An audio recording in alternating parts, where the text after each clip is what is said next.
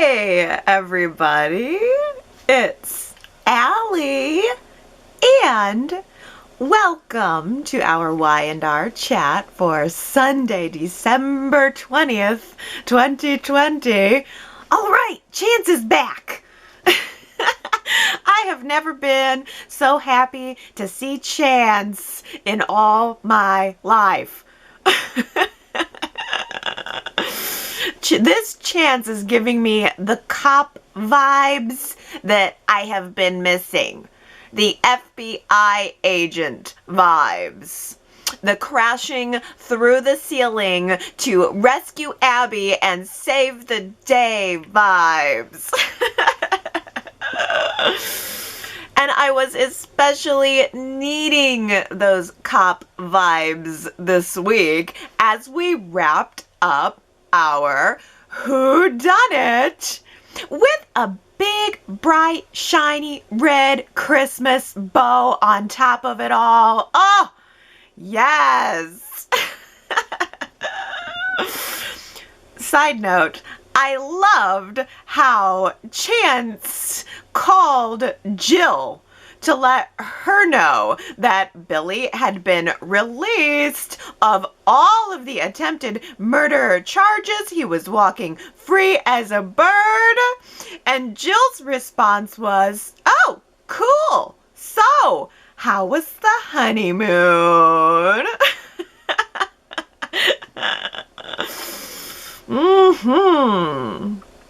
Just realistic all around. Here's how it happened. Here's how our whodunit has been wrapped up. First, Alyssa freely reveals herself to Lily as the super secret eyewitness. Yes, Alyssa just flings open the door willy-nilly to any reporters who might like to question her, especially reporters who might have a vested interest in her lie. Yeah. Alyssa just flings open the door, talks to Lily a little bit. Of course, she is acting all cagey and defensive, like she's got something to hide. And she doesn't reveal anything to Lily. So Lily runs back to Billy, tells Billy that Alyssa's the eyewitness and something isn't right here. So Billy marches upstairs to confront Alyssa, find out what her part in all of this is, but Alyssa has already called Ray, and Ray gets to Billy first, slaps on a pair of handcuffs, and hauls Billy off to jail. Ray then moves Alyssa to a more secure location. Now that his super secret eyewitness has been blown, he knows he has to move her to a new location so nobody else comes knocking on her door. But Alyssa leaves all of her stuff behind. Ray tells her, yeah, we'll worry about your stuff later. Good thing, because Lily goes back to Alyssa's hotel room alone, and she starts poking around in Alyssa's room, opens up a couple of drawers, and just so happens to find a pair of gloves, a pair of suspicious black gloves laying neatly on top of everything else in a dresser drawer. Lily doesn't really think much of it at the time, but then later she decides to Google a photo of Alyssa's father. And he just so happens, get this, just get this. Alyssa's father just so happens to be wearing an almost identical pair of gloves to the ones that Lily found in Alyssa's room. And guess what else? They just so happen to be shooting gloves.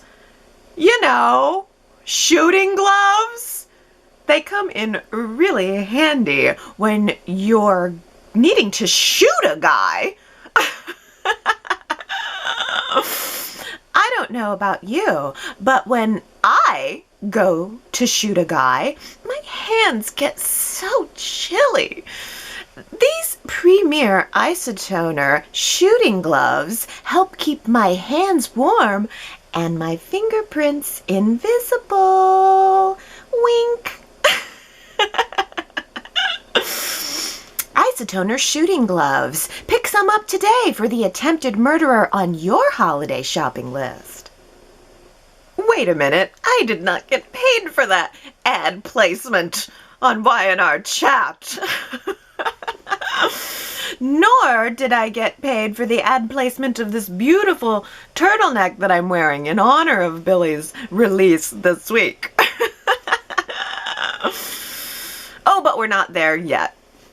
Lily, after finding the shooting gloves, runs directly to Ray to tell him her theory about Alyssa, which sends Ray to Alyssa's hotel room, again poking around in her drawers, and he finds the shooting gloves, no problem at all, which he promptly collects for evidence.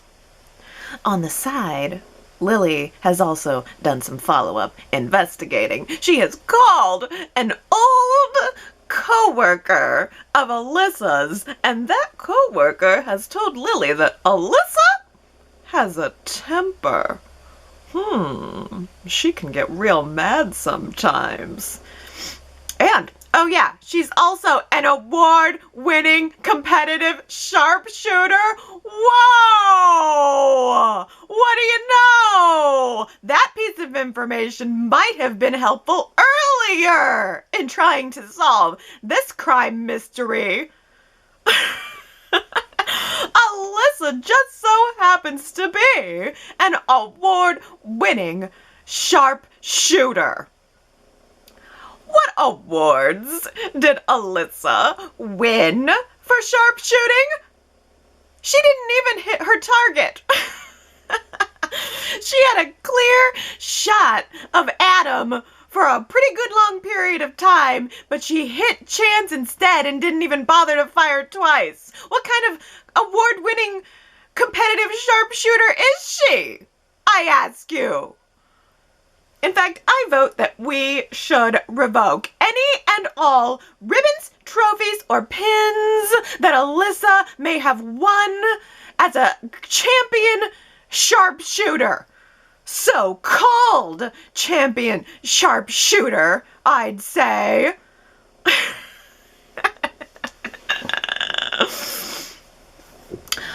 Well, I suppose I should, in fairness, give her a little bit of leeway, because maybe Alyssa was off her game, considering she wasn't using her own prized weapon. I'm sure she has one. If she has the shooting gloves, she probably has her own prized weapon. But she was instead using Billy's old rusty pistol, which Alyssa knew exactly where to find, because of all those times she hung out at Victoria's house, you know, hanging out at Victoria's, up in Victoria's bedroom, looking through Victoria's closets, maybe seeing if she could borrow a blouse, and then, just so happened to know that Billy's gun was there and was able to break in 30 seconds, know right where it was, steal it, and leave the scene. But the gun doesn't lie, you guys. The gun doesn't lie. The gun residue was found on Alyssa's shooting gloves when Ray did an analysis. So it's undeniable. Alyssa is the shooter. And also, yeah, she confessed. She's sorry about framing Billy. Her target was Adam. She really wanted him to be dead. She's sorry about the whole Billy part of it, but that's all. So, there you go. There you go. A fascinating and satisfying resolution to the question of who tried to shoot Adam. The end. That's it. That's the resolution we were waiting for all these weeks. That's it. The end. No further questions, Your Honor. I'd say it's sealed up tight. Oh, I don't know. Is this really the end? Is it? Is that possible? Is this really the end? Because this is either a really sloppy resolution to the story, or someone else was secretly in on it and we've just yet to find out about it. Like Victor or Victoria possibly being in on it? Because I can't wrap my brain around how else Alyssa would have known where to find Billy's gun. It makes absolutely no sense. Could Alyssa and Victoria have been working together to get Adam out of the way? But then the plan failed, and then maybe Victor found out what Victoria was up to, and then he swooped in on his own and framed Billy for the whole thing? Or am I just wishful thinking for a better ending here? Are we supposed to just stop asking questions now? Alyssa's the shooter? Or is there more to this story? YRChat.com. That's our poll question for this week. Do you feel like there's another twist around the corner and we're going to find out that there is more to it? Or is that just it? If that's just it, there's a lot that doesn't fit.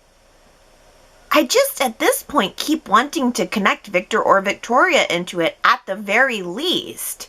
Victoria has got to play into this somehow. I also could not help but notice that Lily did not bring Victoria fully up to speed on what her plan was to save Billy and find the real attempted murderer.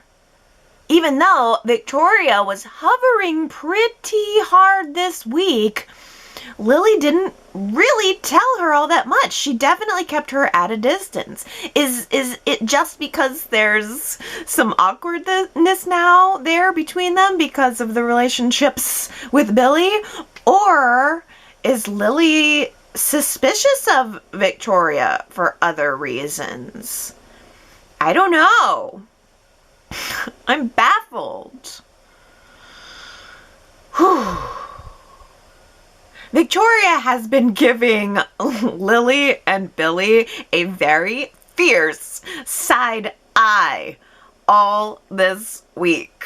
She obviously has some opinions on their relationship, and in the previews for next week, Billy is addressing that side eye with Victoria. What is it? Is she feeling guilty because she had something to do with the setup? I just can't imagine that Victoria is suddenly jealous about Lily and Billy. Victoria has had so many chances with Billy, and she really hasn't seemed to care all that much about him recently, up until the last week. And up until it became very clear that he's involved with Lily. Maybe she is jealous. I bet that Billy and Lily are going to have some great sex tonight.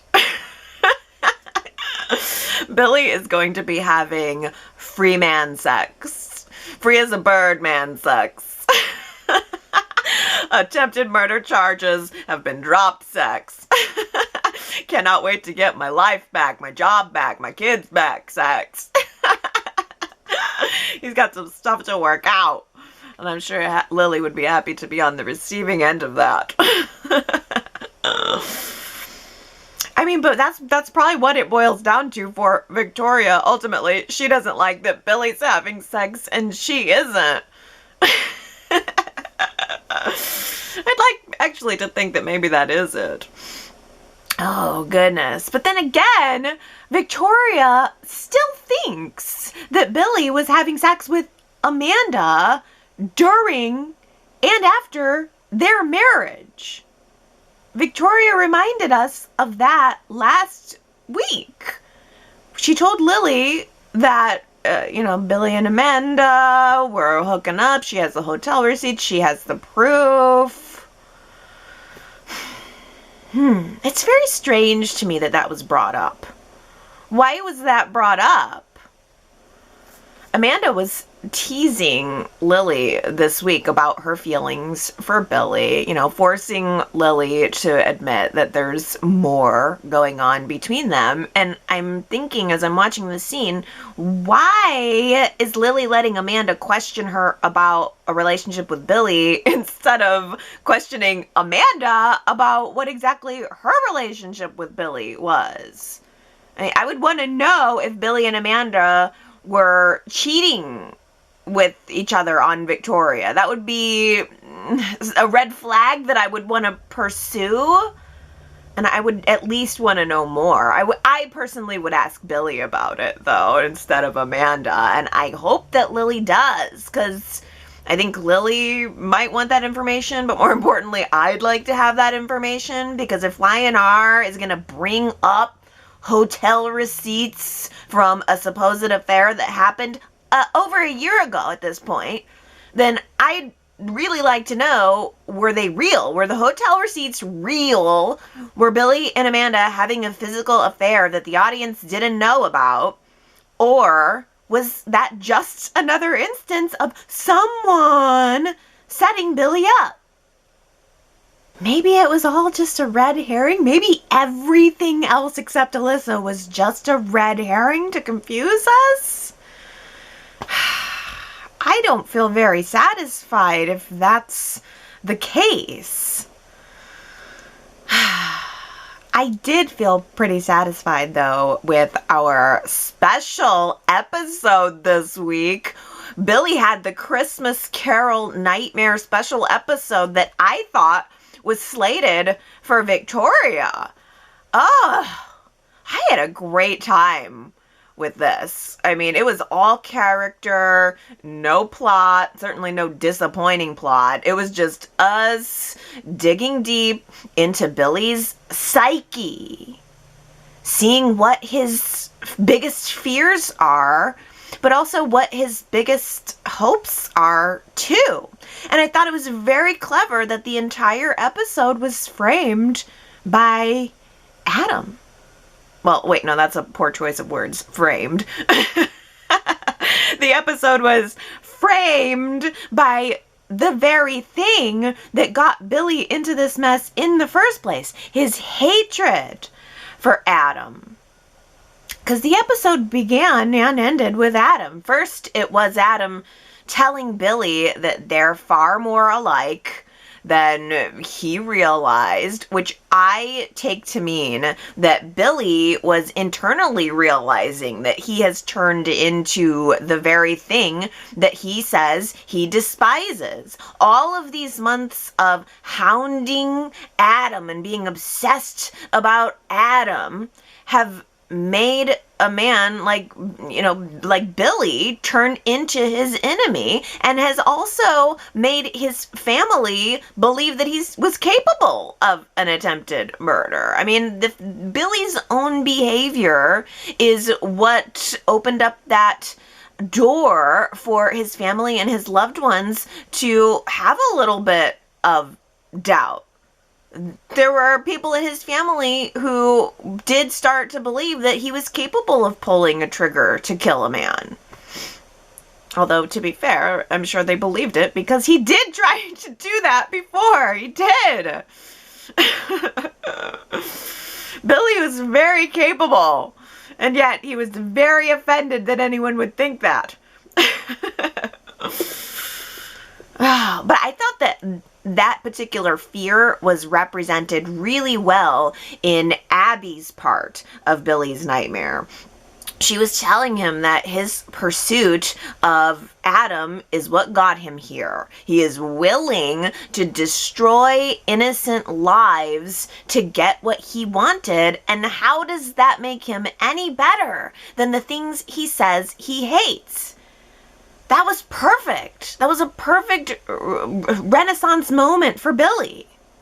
And I just loved the way this entire episode transitioned between scenes, because just after Billy was in one place talking with one person, he would have some slick transition into a new place talking with a new person, and it was really cool. After talking with Abby, he was then suddenly in Victoria's office, and Victoria was having to explain to their children where Daddy went, that he was innocent, but that no one believed him. Billy was also later transitioning to the Chancellor Mansion, where Delia appeared to him, and Delia was pretty much saying the same thing.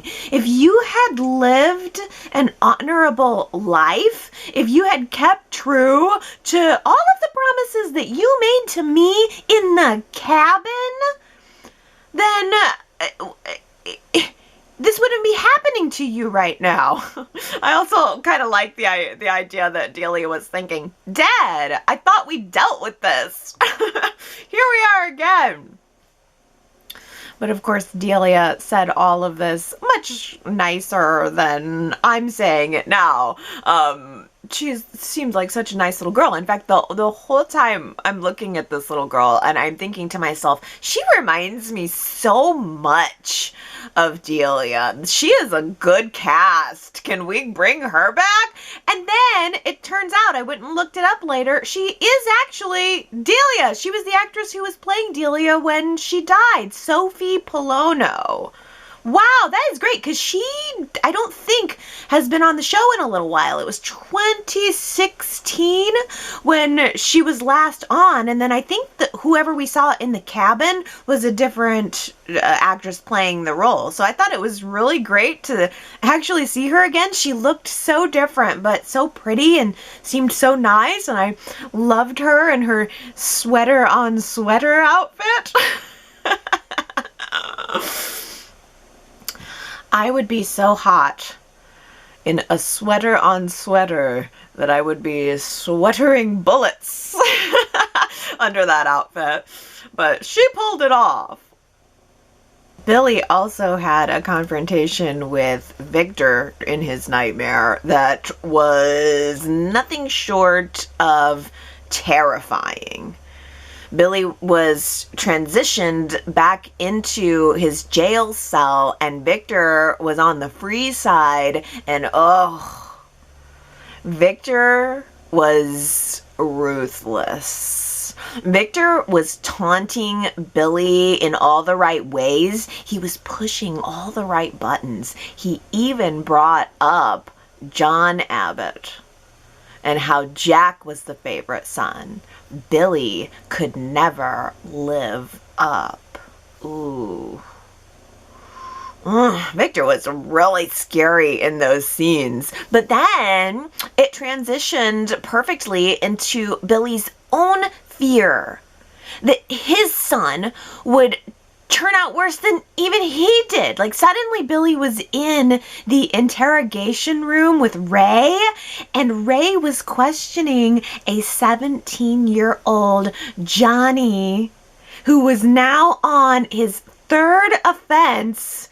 I guess he was caught lifting some trinkets from Jack's house, and the ultimate dagger in Billy's heart. Billy dreams that he's been convicted and locked away for years at this point. Now his son Johnny is 17 years old and is turning into Adam's dark protege. That now Adam has taken on a relationship as a father figure with Johnny and turning him into his dark protege. What a twist. I loved that. I actually wouldn't mind seeing that. For real. Little Johnny is very cute, but can we go ahead and just age him up now and make that happen? I love it. It's so full circle. Billy's hatred for Adam not only destroyed his life, but it destroyed his child's life and sent his child into the same cycle of dysfunction that Billy has claimed to be trying to fight against.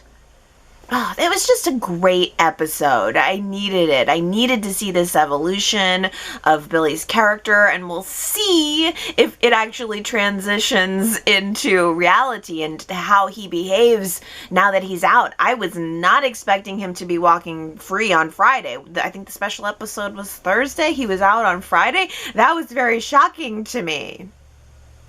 I thought overall, gosh, that was just a nice standalone unit. There was a lot of very scary moments in it, but it wasn't without hope.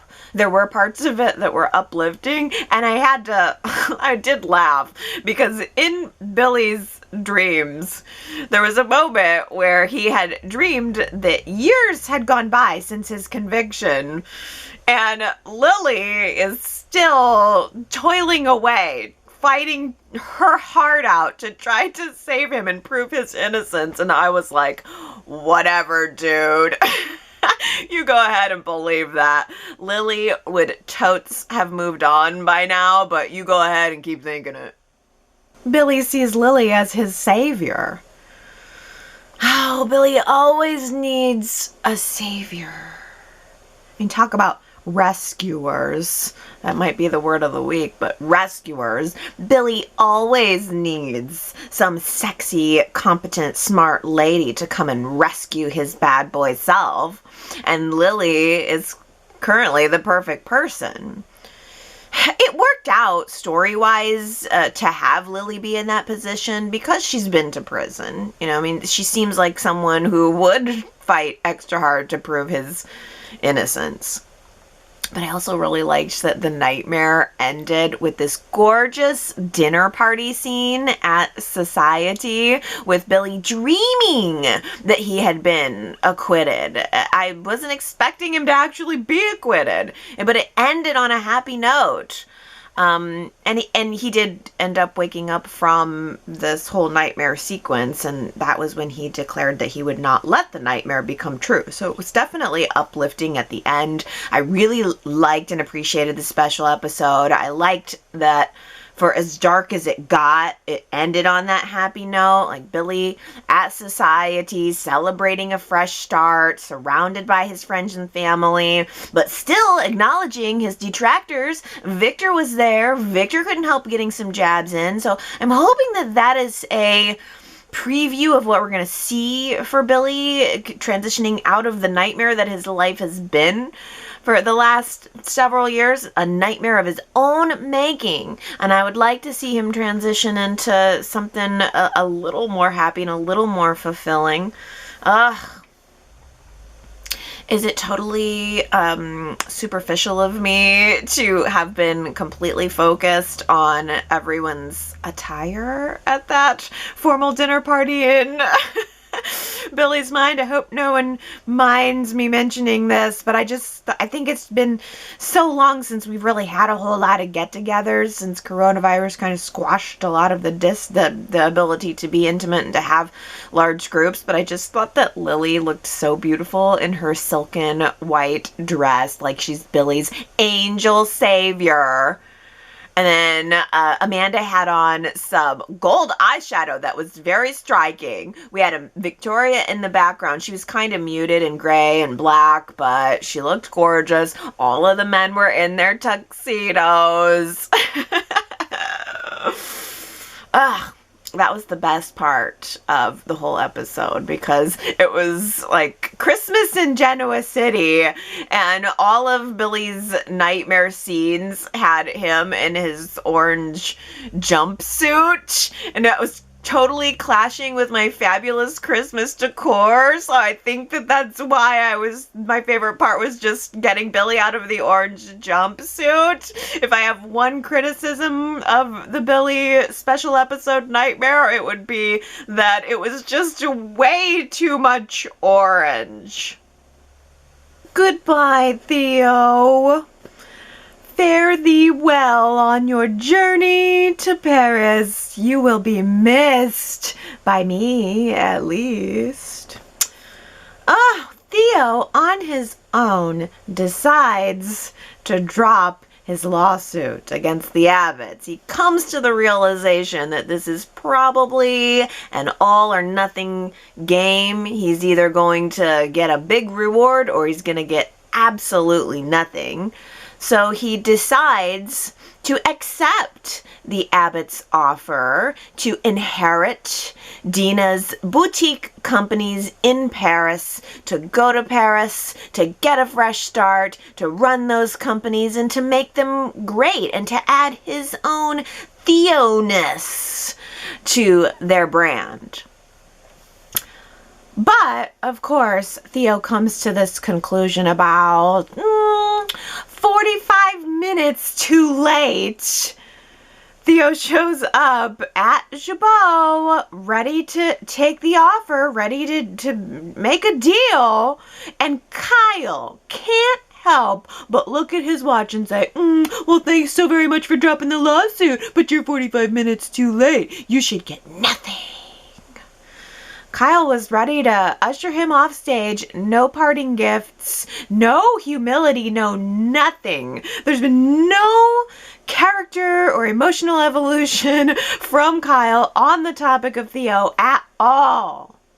He was ready to just stabby stab stab. Bye-bye. But I loved when Theo said, why don't we see what the adult in the room has to say? And Jack decided that he would still like to extend this to Theo, despite the time restraints, and despite everything that's happened, Jack still believes that Theo has a lot of goodness in him. And Jack also says that he believes that Theo deserved to have some kind of inheritance from Dina. That's interesting, because the question on the table from last week was, Y&R Chatters, does Theo deserve more of an inheritance from Dina? 57% of you said no. No, he does not deserve an inheritance from Dina. 43% of you said yes, yes, yes. Give the man something from his family's estate. Well, this is it's a very close poll. It's a little closer than I thought it was going to be. 57-43. But I also thought it was very telling this week that straight from Jack's lips, Jack said that he believed that Dina would have wanted Theo to be included in her will if she had known him before her health had started to decline. But Summer made an excellent point this week that kind of convinced me. Guess what? There's no evidence of that. There is absolutely no evidence suggesting that Dina would have wanted Theo to be included in her will. In fact, it's just the opposite. Dina knew all about Theo's father while she was still fully having her mental health, and she still decided to leave Theo's father a pen. So what makes us think that Dina would have left Theo millions of dollars or anything else? I think that's a pretty darn good counter-argument, and I also voted no, that I don't think that Theo deserved to have more of an inheritance than what he was left. I would have loved for that to have been the case. I really, really would have. Theo was easily the best new character of 2019-2020. He deserved a lot more affection and a lot more consideration than the Abbotts gave him. But as far as the will goes, I think he got more than he deserved. Now, I don't suppose that Dina had happened to have any other boutique companies stashed away that could be willed to chemo, huh? Because if we're talking bloodlines here, if the bloodline is what gets you your inheritance, then where's Chemo's boutique company? Sally brought the claws out. Finally! I have been waiting for weeks for Sally to do something, but I think she's going to regret making an enemy when she really didn't need to. I totally got what Sally was saying when she told Summer, hey, I had to claw and scratch and fight for any recognition that I've gotten in this industry, while Summer just had it handed to her. I mean, it is exactly the reason why Theo hated Kyle. The reason that Sally hates Summer is exactly the reason that Theo hated Kyle. But it's going to end up the same for Sally. This is literally the Theo story dynamic with just a new girl standing off to the side instead of the guy, Theo. It's just those who are on the inside and those who are jealous about it and are fighting and clawing and scratching to try to get on the inside. I don't think Sally is going to find herself turning out to be a long-lost Abbott sibling. I don't think this is going to work out very well with an inheritance or something for her. I think that Sally's path is going to be similar to Phyllis. I think Sally is going to continue to claw and scratch and fight, and maybe she'll find some love along the way, but she is still always going to feel like a second-class citizen up against the Newmans, the Abbotts, the Chancellors, the Hamilton Winterses. That's just what it is. And Jack seemed to have a whiff of recognition about it all when it comes to Sally. Well, first of all, Jack was married to Phyllis, but probably more present in his mind currently was that he's coming fresh off of the Theo accusations. The Theo situation. And Jack told Sally, look, there are no shortcuts here. You have to work hard and you have to earn your spot regardless of your name, even though my family didn't. My family worked hard, but we definitely still had a leg up. But then, oh man, this was the thing. Jack turned around and told Lauren that he thinks that Sally is becoming a little too ambitious. That seemed very humiliating to me. I mean, for as much as Sally has definitely been doing a lot of talking with Jack, and she probably shouldn't be, and I don't blame him for raising red flags, I would feel so embarrassed that he told my boss that. I felt kind of bad for Sally in that moment. Luckily, Lauren seems to have a pretty gracious attitude about it all. She definitely sees herself as a mentor when it comes to Sally. And Lauren has also been heaping a lot of praise onto Sally for the good work that she's been doing. I don't think Lauren is turning a blind eye, though, to any shady business that Sally's got going on the side. Lauren has given Sally a lot of chances, and I just think that Lauren's going to end up firing her sooner or later.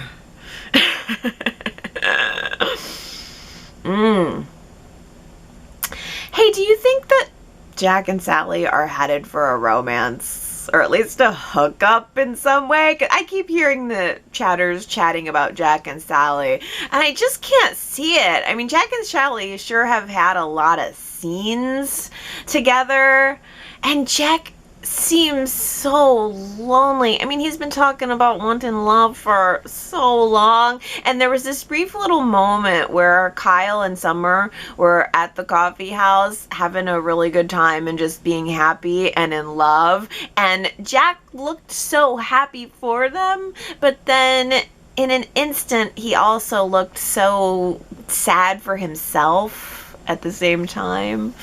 So I don't know. Where are we going with Jack? I mean, I wouldn't automatically be opposed to Jack and Sally. I think I would give it a chance. But I really think that Jack needs something more substantial, something more permanent in his life at this point. And I don't think that Sally would be satisfied with him for very long. I think that she would chew him up, get what she wanted, and then spit him back out. Guess what happened last week off screen after the Nate date? You'll never believe it. Nate and Elena both got called to the clinic. There was a 6-car pileup, and after their date, they were bandaging bodies left and right, side by side, in love. What a way to end a date! That must have been so exhilarating. I wonder if they decided to have sex on the exam table afterwards. I mean, we saw it happen before. Saving lives really turns them on. Oh. Nate had to make room in his schedule this week for hand surgery, which got my hopes up that he would be making a full hand recovery soon.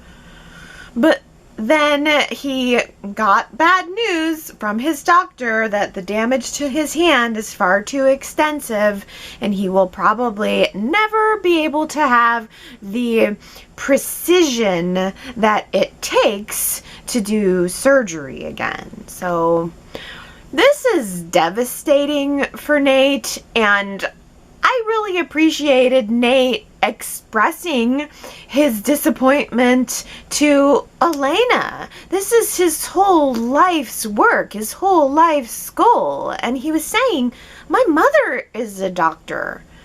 My mother is who inspired me to want to go into this line of work. And after my creepy dad died,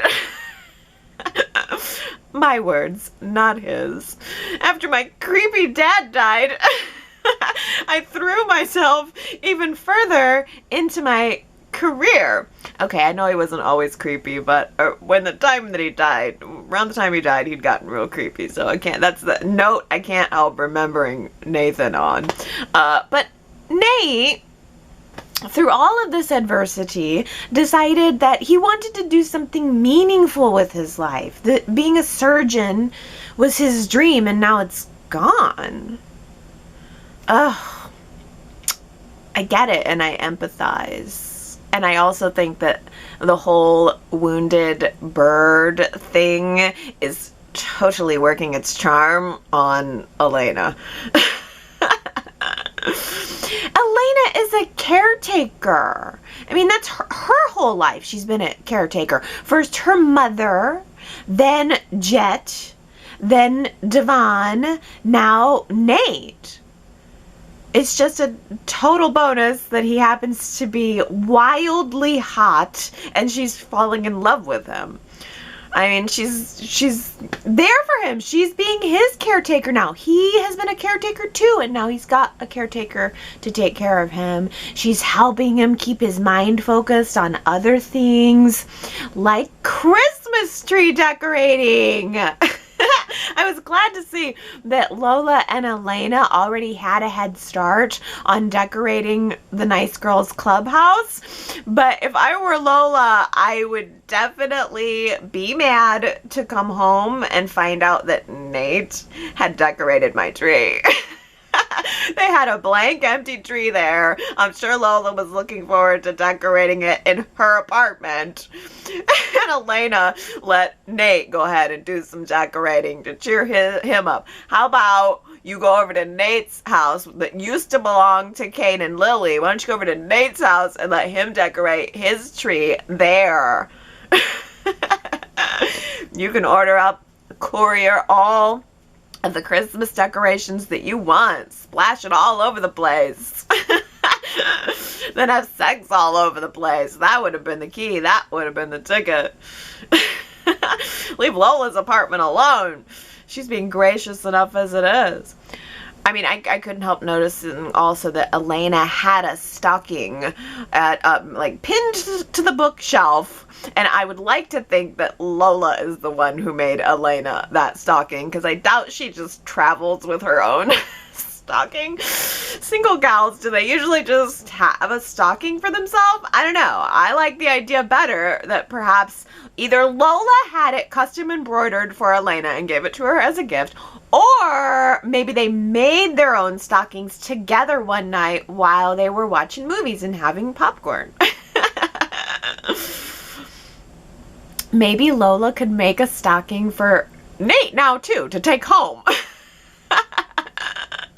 Or maybe not a stocking. Maybe it needs to be a mitten. Maybe Lola can knit Nate a one red mitten stocking for his one good hand. Now Faith is the subject of mean girl memes. Ugh, when are these girls going to just give it up and grow up? I don't know about you, but I am ready to graduate. I'm ready to kind of graduate out of this story if we're not going to focus on it or get anywhere with it. It's just feels like middle school girl behavior, not even high school girl behavior. By high school, everyone should just be focused on finding a 21-year-old who's going to buy them their next pack of cigarettes. But, ugh.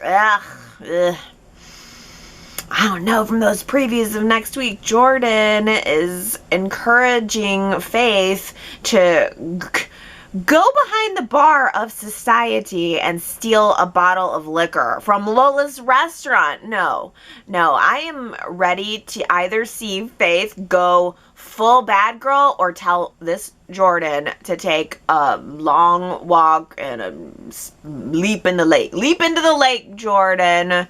Goodbye. I think we're going to see Faith make the right decision, though, right? She's not going to steal from Lola's restaurant, especially not after this week when Lola walks in on Faith having a private cry over the whole thing.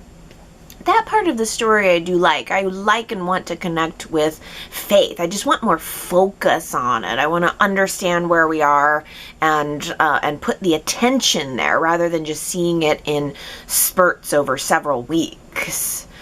I liked seeing Lola talk to Faith. Lola sees Faith crying and invites her soon-to-be sister-in-law upstairs for a chat. And I mean, I guess part of it too is I also like seeing Lola interacting with new people.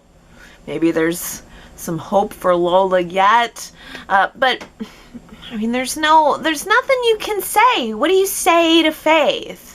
There's no magic words that you can say to Faith that will solve an ongoing bullying issue. But it's two issues. It's like bullying and peer pressure.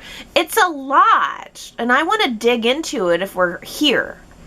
Because it's also a character-rich story. And I kind of like that more than just like, oh, what's Faith going to do next? But I just want the attention to be there on it. Because I think Faith is a character who I care about and who I want to know more. I feel like because she was a child actress, and I mean the children don't really have a whole lot of depth. I feel like we have this really great opportunity to dig into who Faith actually is, and I want to know, and maybe we're going to find out about that next week. she's talked to a lot of people. She's said a lot of things, but I'm not fully sure when she's being genuine and when she's covering up.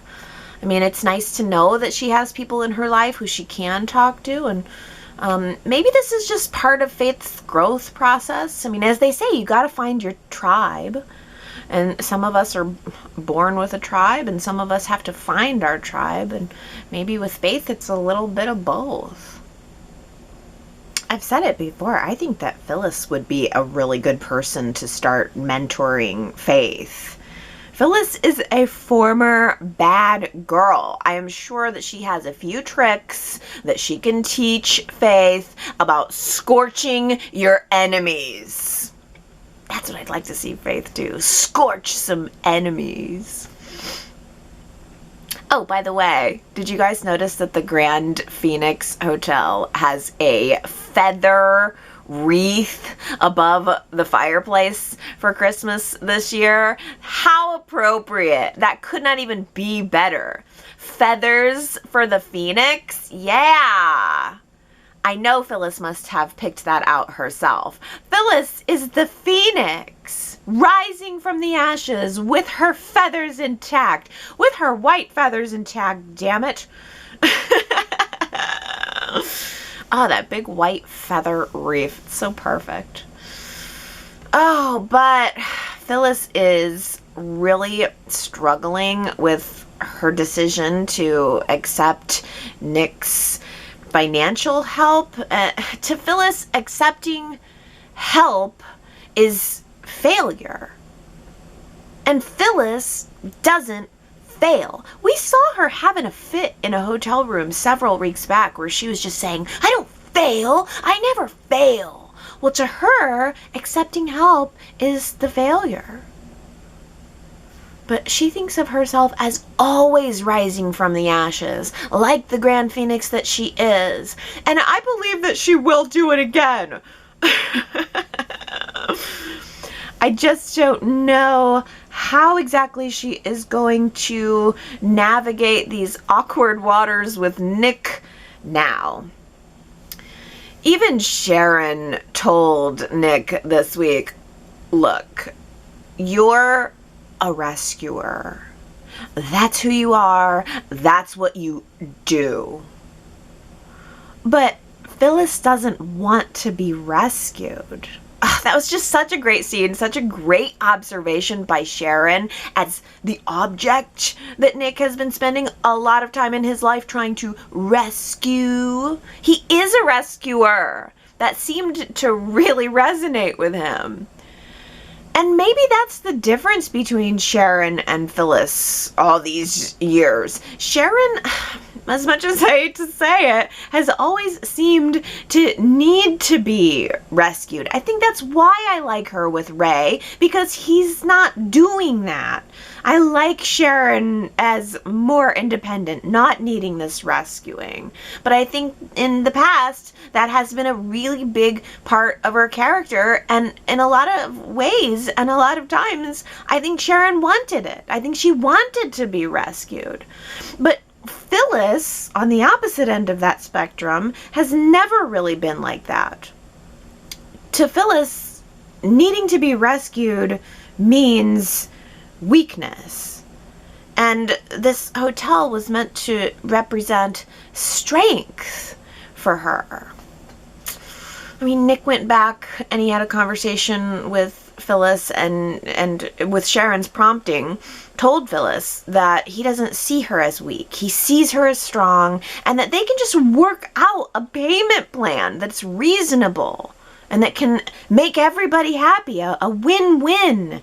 Nick wants to now be, at this point in his life, less of a rescuer and more of a negotiator, more of a bridge to peace and happiness in his life. But I can see the wheels turning behind Phyllis's eyes. Something's changed there. I feel so sad that Nina is leaving, but she's stuck around longer than I really expected, though. I wasn't expecting to even see her again after Abby and Chance left for their honeymoon, so I'm grateful to have gotten a couple more bonus Nina episodes.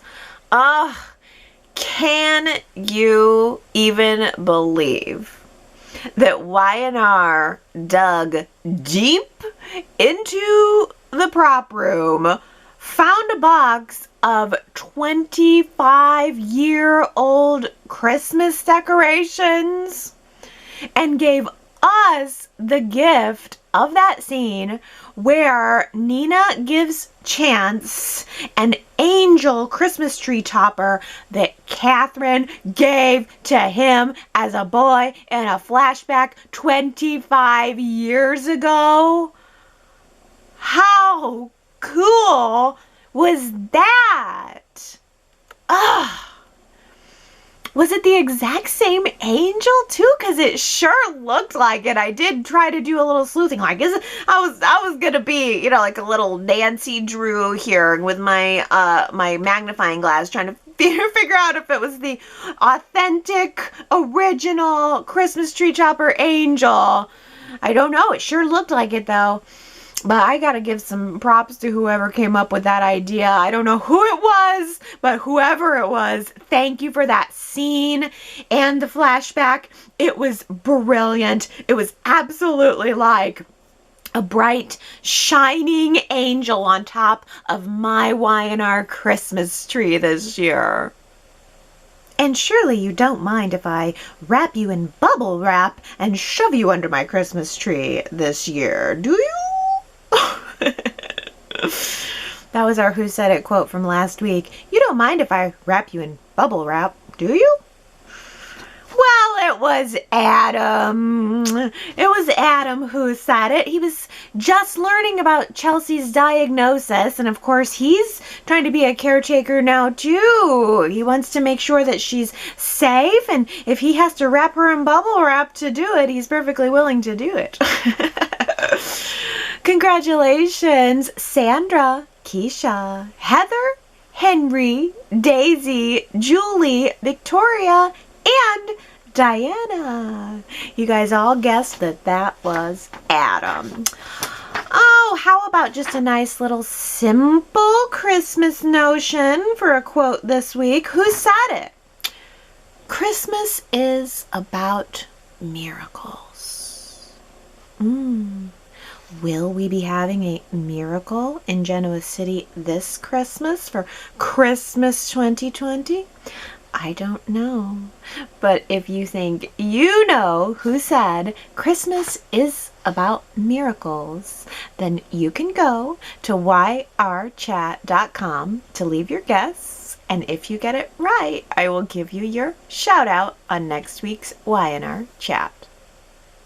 Oh, how about some comments? This is funny. T. Nicole says, I watched the ending credits and now they have Abby's character name listed as Abby Newman Abbott Chancellor. Well, wow, T. Nicole. I can't believe you noticed that, and I can't believe they rushed to update that. But all right, I appreciate the consistency and the continuity on Y&R's part. Diana says, I love the name that Abby has picked out if their baby is a girl. It's Diana. I was really delightfully surprised. It will be neat to hear my name being said on Y&R. Thank goodness she's not going to let Chance pick the name as he wanted to choose Agatha. Yes, Diana is a lovely name, and it would be a lovely name for Chance and Abby's baby if they do indeed have one. Was anybody else besides me just like so happy to see Danny Bowes? His smile is so charming. He's just cute, cute, cute, and he gives me the vibe of Chance. I didn't get that from the replacement, but I mean, he was a replacement for a reason. He was not there to, he wasn't cast originally as Chance. I think even when John Driscoll played the role of Chance, it was always cop vibe, and Chance is what, with Danny Boas, gives me that Chance cop vibe. I didn't get that from Justin, and so therefore I do not want to recast with Justin. He was there because he was Melissa Ordway's husband, and he did a wonderful job of filling in, but my goodness, I am so happy to have Danny B back on set, looking real cute, looking real good, and giving me the chance that I needed. Victoria says it was a sweet moment between Nina, Abby, and Chance. I love the old clip of Mrs. C giving Chance Philip the treetop angel.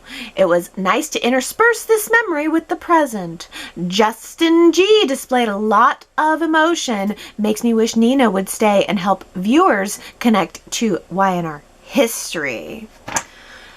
Is there anybody who doesn't want Nina to stick around? How about that?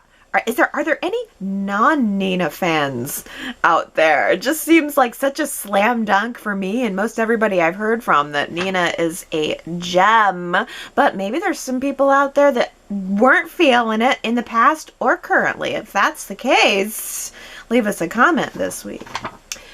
Well, yes, Christmas in the Chancellor Mansion was looking very beautiful. I really liked the color scheme that was chosen. It seemed like it was a green tree, but it had sort of blue and purple as the main primary colors, but it also had some maybe ivory, a little bit of white-ish for some contrast between the blue and the purple, but it was pretty well throughout, blue, purple, white, and I thought that was a really nice collection of ornaments that they had there. They had a couple of nice sort of centerpieces on the table. Oh, Y&R is looking very Christmassy and very beautiful, and I just can't even express enough how much I've been enjoying seeing this Christmas decor.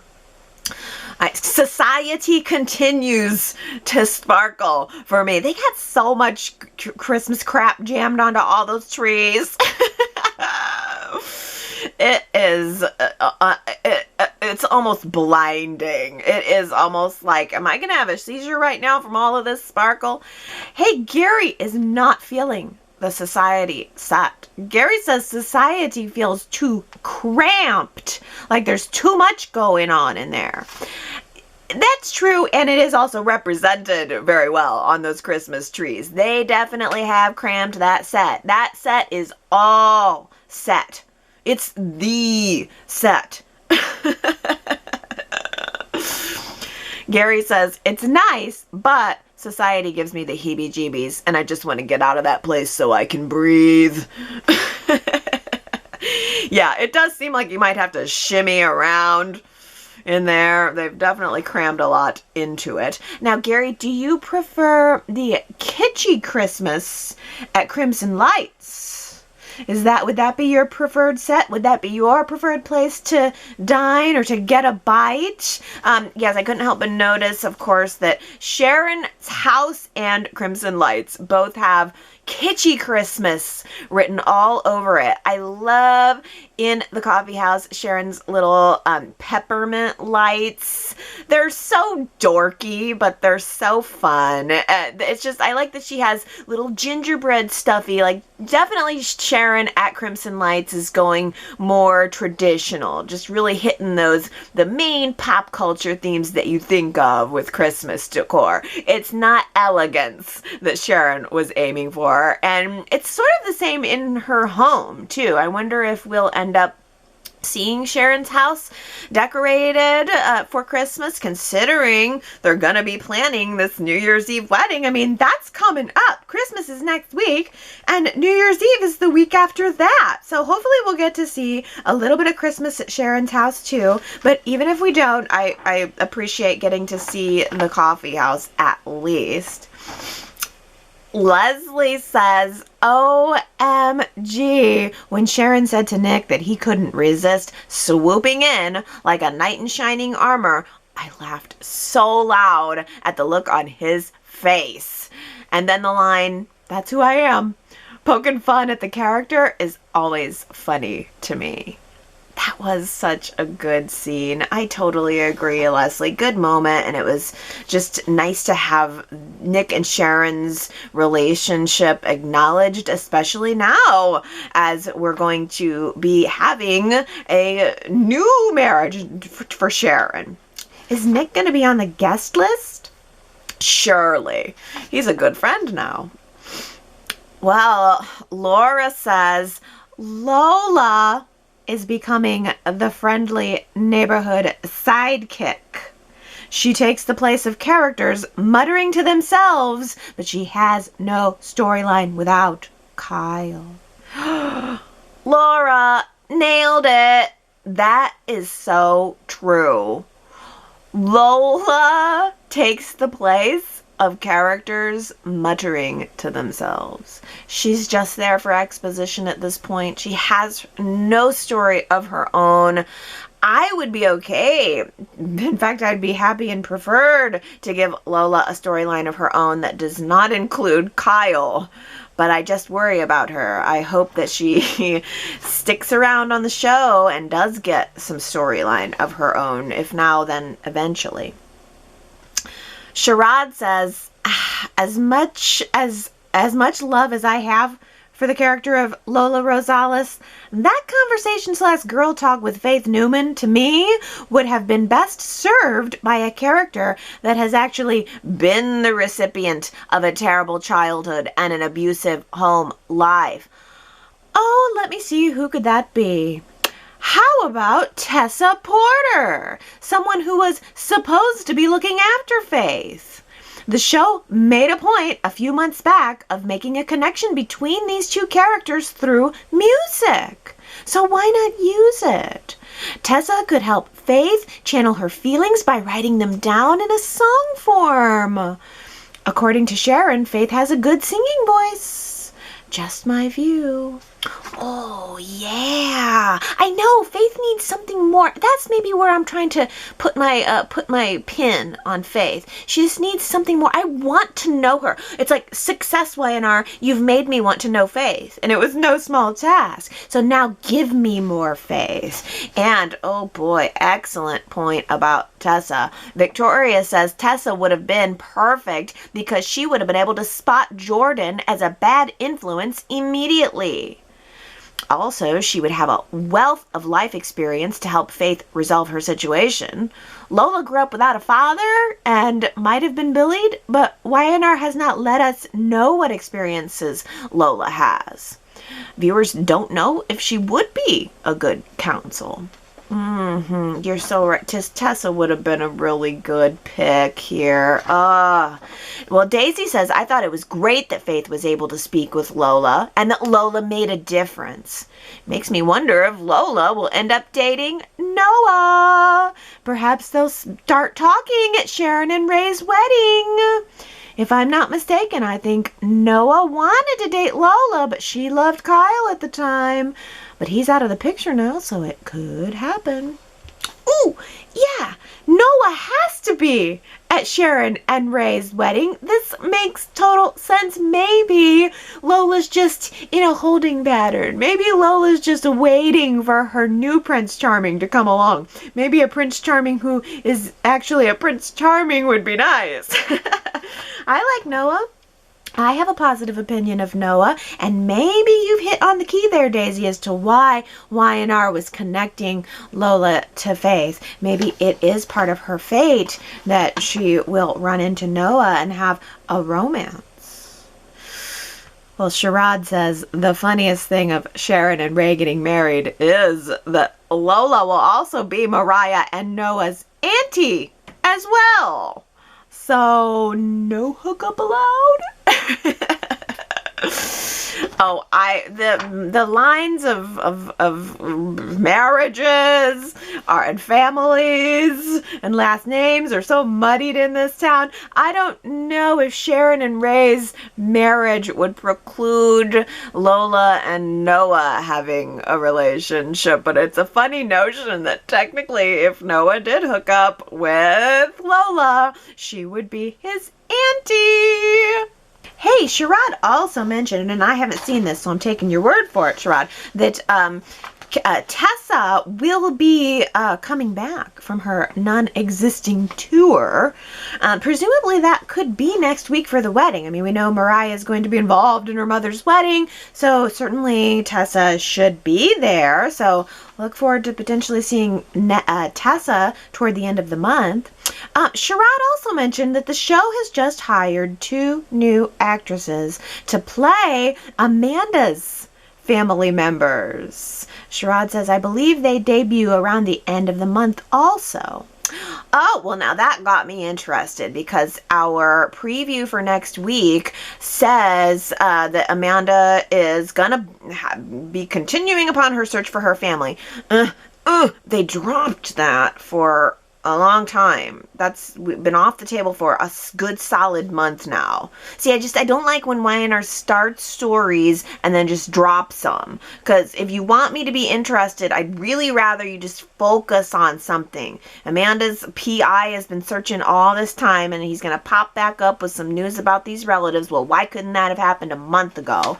But here's the casting update that I had to search to find. This was not on any of my major news sources, which tells me I just have bad news sources. I never know where everybody's getting all their news. I have like 2 sites that I check, and I trust them to give me the scoop, and when they let me down. But see, the thing is, I'm always trying to balance between I want facts and not speculation, because there's a lot of Y&R gossip sites out there too. And I only want to be able to report on it and talk about it if I know it's true. But here is what I found. Apparently, Lee Ann Rose, who is from Love Thy Neighbor and Younger, never heard of either of them, and Tasha Story. It's an interesting spelling of her first name. It's P-T-O-S-H-A. Kind of wondering if the P might be silent. Tasha Story, who's from The Oval and Empire. Both of these will be joining the cast of the CBS drama series in recurring roles, set to appear starting with the Thursday, December 24th episode of Y&R. Rose will be playing the role of Imani Benedict, and Story will be playing Naya Benedict. So could these be sisters? Maybe it's because I think what Amanda was saying was that the PI found her birth mother. So presumably one of these ladies could be Amanda's birth mother, and one of these ladies could possibly be a sibling. So we might be getting some new characters. Well, then what's with the budget cuts that caused Theo to be through the revolving door? That argument just does not hold at the end of the day. I mean, Theo had to go because of budget cuts, and then they hire Sally Spectre, and we got a couple new characters coming on too. Well, to the question of whether or not Theo deserved more of an inheritance from Dina, Keisha voted in the majority saying no. Theo got sloppy. Demanding Dina's entire estate was just wrong. I guess it was a great way to write off his character, but what a waste of character. 2 years building him up after finding out he was Dina's grandson. Now he's just gone. He had so much potential. You and me both thinking that, Keisha. You and me both. Victoria says, I voted yes, Theo deserves more of an inheritance, but the key word here is deserved. As many chatters have mentioned, no one is entitled to anyone's inheritance. But did Theo deserve more than a pen? I think he did. The minute Theo knew he had a grandmother, he was gracious, kind, and attentive. He wanted to learn more about her, and he wanted to spend time with her. If Dina was fully cognizant of all her awake hours, I think she would have found Theo a true delight. I believe Theo would have spent more time with Dina had the opportunity presented itself. I don't think that Dina would have given Theo anything of great value, but she would have found something in her estate in which Theo would have a nice remembrance or a small nest egg. On the other hand, I would have loved the latter gift as a controlling interest in Mergeron United States, so he could go head-to-head with sour-faced Kyle. I have no doubt, Victoria, that Dina would have loved Theo. Dina loved guys. I think she definitely would have found Theo to be very charming. She was very charmed by men. Yes, I know they're related, but she found guys to be very charming, and she loved having her lady charm putting out there in return. I am just being a good little attorney here, though, and saying there we think that Dina would have liked Theo to have inherited, but we certainly don't know that. We don't know Dina's wishes. We don't know what would have happened if things with Dina had been different. I'm sure a lot of things with Dina would have been different had she not had the deteriorating mental health. Would I have liked this storyline to go in a different direction? Oh, you betcha. You betcha. But I do kind of also think that Keisha is correct in that Theo demanding the entire estate was a pretty greedy move. I think Theo was scorned. I think Theo was hurt that the Abbotts didn't accept them, and he tried to hit them in the only place that he could. But even listening to Jack talk about how, you filed this lawsuit while we were still grieving. There was no, hey, so you guys think I might be able to get something? No, there was no conversation about it. It was just Dina dead 2 weeks later contesting the will. I don't like that behavior. I think, I just, something about that really turned me off there at the end, but it certainly doesn't sully my overall feeling about Theo as a character. I still like him. I'm glad he went out on a positive-ish note, and I hope that he doesn't take those companies and brings them back to Genoa City to rival sour-faced Kyle. I think it's a real possibility. I am happy that at least if Y&R had to get rid of him, they left the door open for something more for the future. Well, Tiffany says at the end of the day, whether Theo thinks he's entitled or not, he isn't. A name isn't entitlement, and by the time everything came to light about Theo being an Abbott, Dina wasn't there. Not physically, not mentally, and if Dina decided not to leave Theo more, then Dina had a reason, and Theo needs to respect that. Yeah, she couldn't have, though. I mean, she really couldn't have. By the time Theo came along, any changes to her will would not have been appropriate. And so she really didn't know. And that's the basis and the crux of Brittany's argument, that there is evidence that she would have. That it's tough to argue. I mean, it's all kind of speculative, isn't it? Ellen says it's total BS that the will represents Dina's final wishes. Everyone was furious with Graham because he supposedly took advantage of Dina in her compromised mental state, and that was ages ago.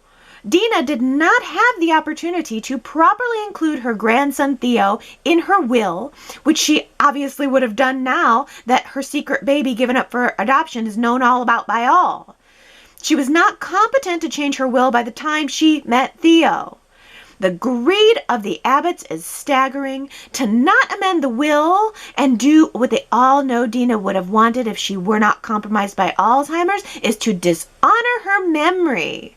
The Abbotts are the selfish and greedy ones, not Theo. He only went after Dina's whole estate as an opening move, then you negotiate from there. Pretty standard in lawsuits. If he gets nothing, then they have totally blown it with the character of Theo, who has legacy ties to the Abbotts. Well, here's the thing that I am settling on here, though, and you make all very valid points. The thing is, Dina didn't know about Theo, but she did know about Eric Vanderway, and she still only chose to give him the pen. So, I mean, had she been with all of her faculties, would she have left Theo more? Well, as a lawyer, which we all are, we could say it's all conjecture. To me, it seems that the evidence points that she was not feeling particularly generous toward the bloodline of her long lost son. If she really wanted to do something meaningful for that part of her family, she could have left something to her son. I mean, the pen that Theo inherited wasn't an inheritance for him. It was an inheritance for Eric. So that means that Dina thought that Eric was alive at the time that the will was written. So she absolutely could have chosen to leave Eric more and Theo would have gotten it, but she didn't. Dina wrote her will the way she wrote her will. And does it screw Theo over? Yeah. Does it suck for Theo? Yeah. But it is what it is. Does he deserve more? In my opinion, no. Oh, well, let's talk about that pen. Southside Granny says there's more to that fountain pen. And Mark theorizes, hey, maybe Theo attempts to use the pen, but there was no ink. He needs to open the pen up. Inside, he finds the whereabouts of a super secret safety deposit box at Genoa City National Bank. How about that for a fun resolution to the story? They shoulda. That would have been cool. That would have been a cool note to go out on too, right? I've heard lots of theories that there's more to the pen. It's a historical pen. George Washington used that pen. But like a lot of these stories these days, it seems like there's a whole lot of potential, and then right at the end, Y&R blows it. Henry says, I had a gut feeling that Alyssa is the shooter long before all of the incriminating and obvious evidence began to surface. What a no-brainer. Indeed, Henry, I do remember that the first week we were theorizing about who fired the gun, you came in with Alyssa and you stuck to it. You stuck to the theory that it was Alyssa all along, so you were right, my friend. Zuperplex says, expert shooter, why did she miss? And why, after missing her target, did she not continue to shoot once Adam was lying, prone and incapacitated on the ground? No kidding. And Ellen says, if Alyssa wore those gloves to commit the crime, then she's pretty dumb to hang on to them. And I still don't get this rewrite about how she supposedly loved her father, the known criminal. Really? They were super close and he was a great father and she never thought twice about him dying in a fall in Hope's barn. But now she hates Adam for pushing him in Hope's kitchen. What? No doubt. There's so many inconsistencies here. Daisy says, Ray broke into Alyssa's hotel room and stole her gloves, which is unethical, illegal, and inadmissible in court. If he had a warrant and Alyssa wasn't there, then he would have left a copy, which I don't recall happening. The same goes for Lily. She broke into Alyssa's room. That could have sent her back to prison, no matter... and then there's Alyssa. Her father was killed when she was a child. I cannot see her doing that to another child, no matter how angry she is. But if Alyssa's only focus was revenge, then maybe she had some type of breakdown similar to Adam, and she can plead not guilty by reason of temporary insanity. Perhaps one day, Adam and Alyssa will share therapy sessions, resolved to heal from their childhood wounds, with, of course, Patty, the healed Patty, with a real cat named Paul as their psychiatrist. This is a good point, too, that if Alyssa was so... absolutely, her life was ruined by her father, who, as Ellen said, was a known criminal. Her life was so ruined by her known criminal father having died at such a young age. Why would she turn around and do the exact same thing to Connor? Oh yeah. Well, Henry says, why oh why won't Victoria stop trying to cling on to Billy? Let Lily have him. By his own admission, he's just a screw-up, in quotes. It will be a matter of time before the Billy and Lily romance goes up in smoke. Billy and Lily rhymes, but no reason. Ooh! Woohoo! Billy and Lily rhymes, but no reason. That was so good I said it twice. Great point from Alan saying, didn't Lily call it quits with Kane because he didn't always follow the rules? Look at Lily breaking and entering, misrepresenting herself all over the place just to help Billy. Is he supposed to be the great love of her life now? They just started seeing each other. Isn't she an ex-con with a lot to lose here? Why do some Y&R stories drag on for decades and others go from 0 to 100 with very little build-up? Oh, I know. But again, Alan, great point. Lily's an ex-con. Why would she risk everything that she's worked so hard for? Breaking into that room was risky. She must really love him. As Ellen says, maybe she's thinking he's the great love of her life now. I don't know, but you're sure right. She called it quit over with Kane because he was quite a rule breaker, and now here she is. It does definitely seem like we are looking at a new version of Lily, doesn't it? She seems like a different person. Laura says, the Billy Boy and Lily coupling is a head shaker. Instead of hooking up with him, why not just stick with Kane? Same misadventure, same ending. Billy Boy and Phyllis are the best match. They can go on about town destroying themselves and each other and bringing us along for the ride. Yes, Laura, I know you have the chaos vote. You like the chaos. Certainly appealing, but ooh, I love my Phyllis and Nick right now. I can't part with them.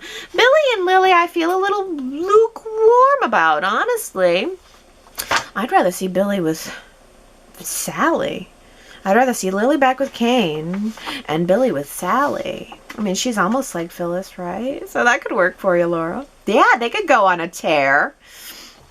Well, about the nightmare episode, Marianne V said the best visit was with Delia grown up. That was well done, especially Billy's reaction to her. And Johnny is a delinquent. He was cute too. Maybe it's time to age up Johnny and Katie. Wait, is Delia all grown up? The actress still looked and seemed very young to me, but maybe you're right. Maybe she's like in college now and I'm just reverting and thinking about her as a child. But yeah, are we going to age up Johnny and Katie? That's a good question. I'm for it. I'm definitely for it, although that's more salaries. More salaries that need to be need to be drawn budgets from somewhere. I'd rather have Theo.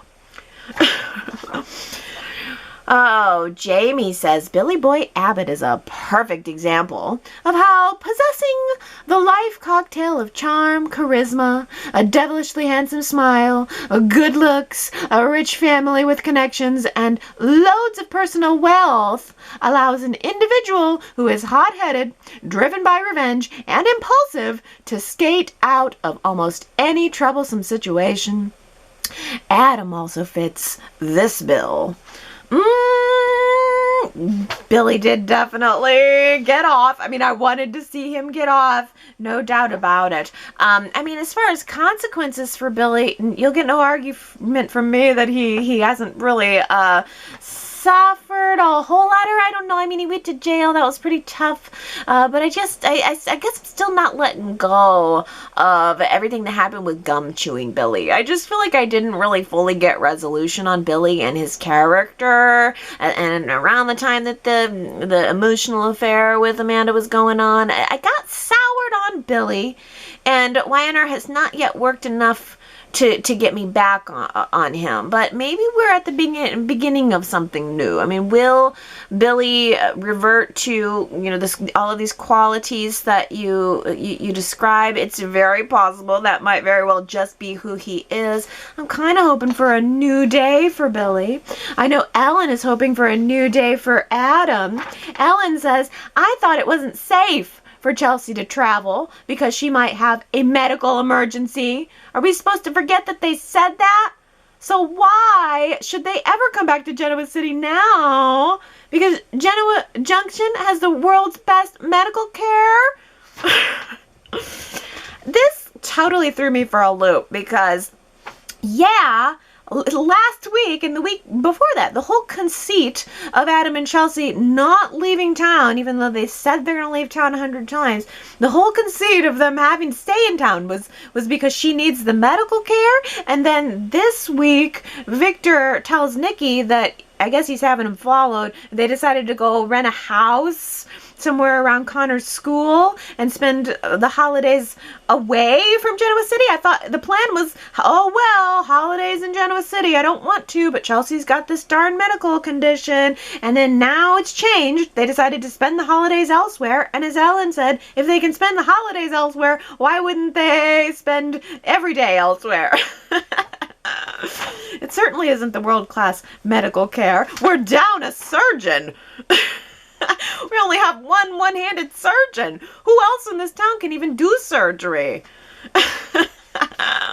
And Chelsea's going to need brain surgery, I guess. Well, maybe what's going to draw Adam back to town is the Ray and Sharon wedding. Gary says if Ray doesn't get picked up for this shooting, then I don't really see Adam in the next couple of weeks primed to try and stop Sharon's wedding. So what else is in play to keep that from going down? Huh. Yeah, I don't know.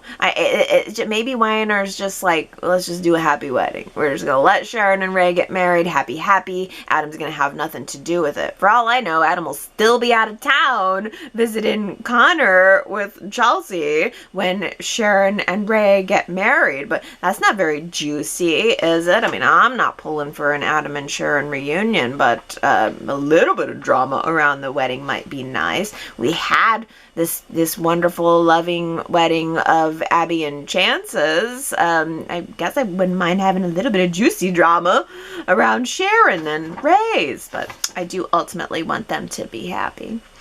Will Nikki and Victor be on the guest list for Sharon and Ray's wedding? That's a good question too, because Gary says, oh, this is hilarious. Nikki and Victor are planning another one of their famous no-trip trips that they never end up taking.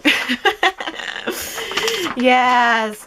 Nikki said, Victor, let's just get out of town. Look, I know that someone's out there possibly trying to kill your son and that, you know, my grandchildren's father's in jail for the crime, but I think we should go to London, open up the flat, have a big old party. Big old New Year's Eve party. Was anybody else floored by the idea that Nikki and Victor have a flat in Kensington or something? It was something like that. They have a flat in Kensington. They're going to open it up and have a fabulous New Year's party. Well, I love that idea, but I can't help thinking that maybe, just maybe, what Nikki cares more about is not being anywhere around Genoa City this time when Sharon gets married. Okay, everybody. I can't believe that Christmas is almost here. That's insane to me. I'm not ready. I'm not ready to be done with Christmas. I'm just now getting into enjoying all of our show's Christmas decor. I don't want to pull the plug on it this soon. But I guess all good things must come to an end, including Y&R Chats. So it's your turn to go to yrchat.com to let me know what you're thinking about this whole resolution, about Alyssa being the shooter. Let me know what you're thinking about the rest of the show, and let me know what you got planned for Christmas. There will be no new Friday Christmas episode. I think we're going to get a repeat of last year's Christmas episode. Was that the Dina Sings episode? I feel like that means we've seen it 3 times this year. I won't be watching it. I'll tell you that right now. I'd rather have the day off from Y&R. So I'll not be watching the classic, but from what I understand, we are going to get Monday through Thursday of new episodes. Hope everybody gets to see them. Hope nobody's too busy with all of the holiday thingies, all of your holiday thingies to see the show. Well, you know me, I'm baking. I made some cookies this week. Oh, and they are so good. I learned my lesson from my apple pie at Thanksgiving, and I told myself, oh, I'm not going to overbake these cookies like I overbaked my apple pie. So I pulled them out plenty right when the recipe said. I was like, rain or shine, these are coming out when if the recipe says 11 to 13 minutes, they're coming out at 12 minutes. I don't care. And I'm going to let them finish cooking on the stove, and that's what I did, and they're perfect. Oh, my Christmas cookies are so perfect. My pie was disappointing, but man, I am like a phoenix rising from the ashes with my Christmas cookies. Oh, I hope you guys get to enjoy some Christmas cookies, some Christmas splendor, some Christmas spirit, some Christmas gifts. Or if you're not into celebrating Christmas, then I hope that you just have a wonderful week. However you celebrate, or if you don't celebrate at all, I hope that you guys have a wonderful week and that you come back next week to see me. I love you guys. Merry Christmas. Take care.